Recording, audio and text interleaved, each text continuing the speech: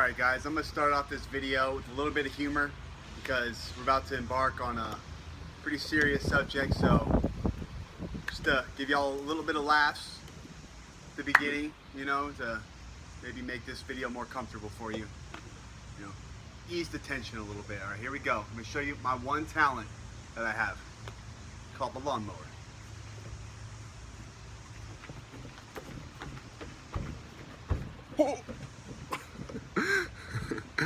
All right, now we're ready. Let's go. Hey, how's it going, America and people of Europe and all freedom-loving people all over this great planet that we call home, planet Earth. We have a lot of big problems facing us. Freedom of speech is under assault.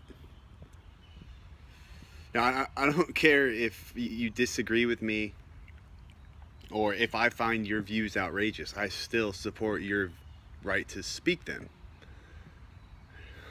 In what we see going on in Europe, where you can't criticize Islam at all, people are getting thrown in jail for posts that they write about, that are deemed anti-refugee or anti-Muslim. It's called hate speech now. To where we have to accept everything. I'm sure many of y'all already know this. We've heard it. We're all conservatives.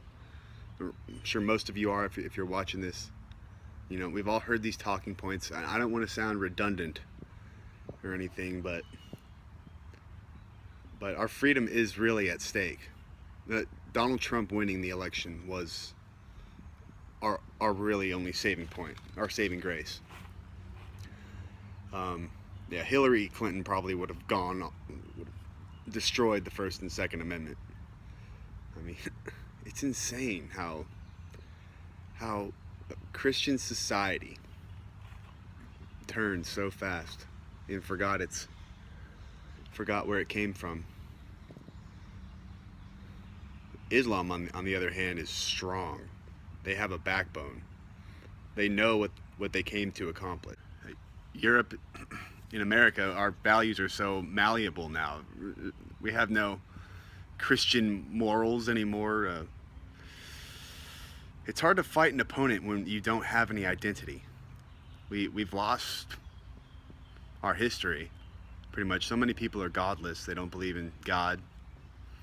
That's honestly the thing that Satan has done the best, is make people believe that there is no God.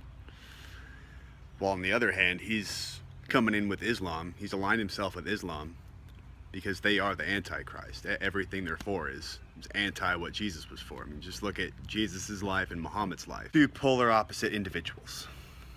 Jesus taught love. He spoke to women as equals. He revealed himself as the Messiah first to a woman at the well. Whenever he was resurrected, he first spoke to a woman. Muhammad, on the other hand, not so nice to women. No, he enslaved them as sex slaves. He enslaved the men.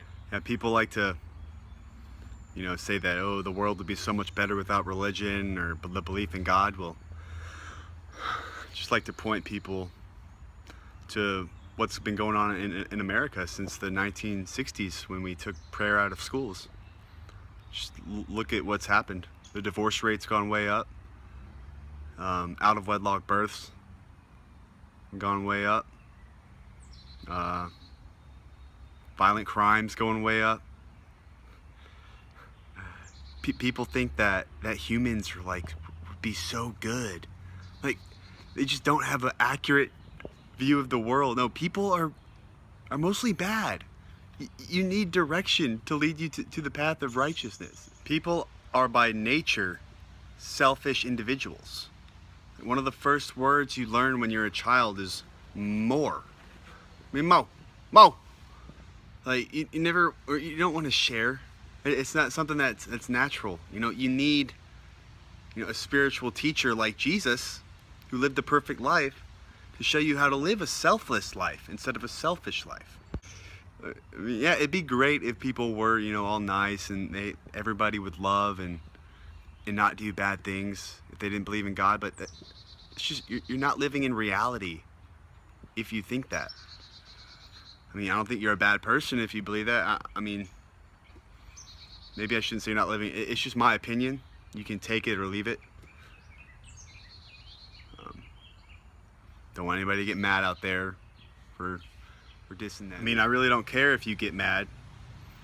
I mean, you have your right, but this is the point of the Freedom Alliance show, so we can all get out our freedom of speech and what we believe. We're not all gonna believe the same thing, and that's what makes America so good. Because I have the right to express my own opinion, which is not a right in pretty much any other country. A lot of people don't know this. All right, back to the biggest threat the world's facing.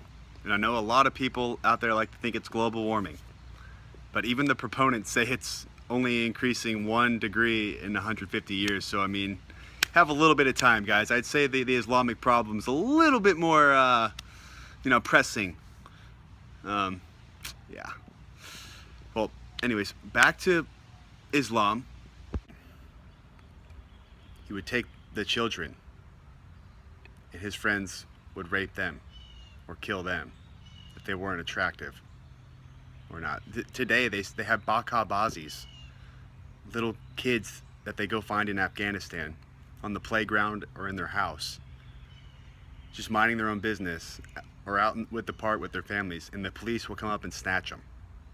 They find the cutest little boys so they can go gang rape them in the police station. And it's an unpunishable offense because the police won't work without having that. You see, in Islam, you're allowed to give pleasure, but you're not allowed, you're to receive the pleasure. You're not the one allowed to give the pleasure. So they can receive pleasure from little boys. It's crazy because the segregation of the sexes is so prevalent in Islam that they dress these little boys up, as girls. Like it's so backwards, guys. And it's not even a punishable offense in Afghanistan. So people say that all cultures are equal. I like to point that out. You think they're equal, huh? It's insane. Just imagine that happening to you. I can't. I have a 6-year-old. It'd be worse than them dying, knowing what they're going through on a daily basis. And they don't get rid of you until you can start growing a beard. And Lord knows I would be in there forever because I still can't really grow a beard, sadly. I know. Sucks.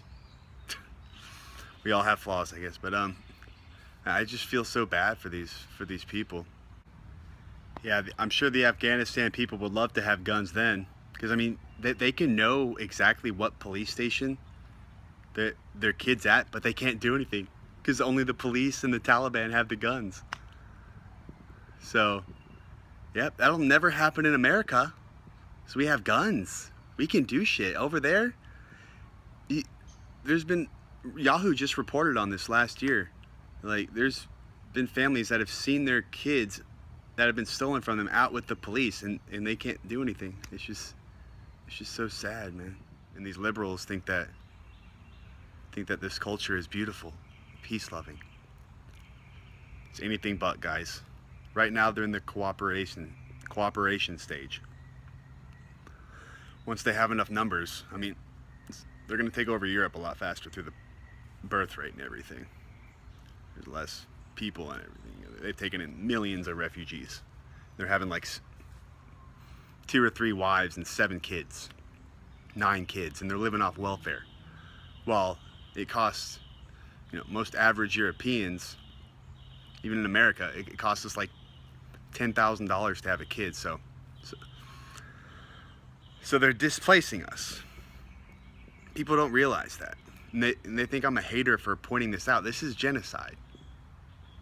I mean, call me a hater for supporting my people. Everybody's my people. But I don't care if you're white, brown, black, yellow. I just care about what kind of person you are. And we've seen in history that Islam doesn't produce the best people. No, they might have some peaceful moderates, but I mean, you don't really know because they're allowed to lie.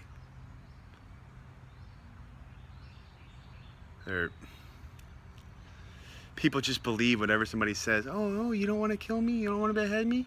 Oh, okay, I'll take your word for it. Well, in their mind, they're like, yeah, we're gonna overtake you. I mean, you see in these daycare centers in Europe, like 9 out of 10 kids are foreign born. It's not gonna be Europe anymore. It's gonna be Eurabia. And some people don't see a problem with that, I guess. I don't know.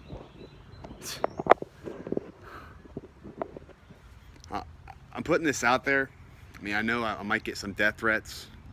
Who knows what'll happen. You know, I just love the freedom-loving people of America and of the world. I mean, we only have like one more generation. Once Europe, in about one generation, Europe in one generation will be about 50% Muslim, probably, or around there. Because Europeans have on average 1.2 kids and a dog. So once they have control of the nuclear arsenal, it's going to be a problem. And I don't see how you could really see otherwise. They've already elected in a Muslim mayor in London. I mean, one of the biggest financial centers of the world.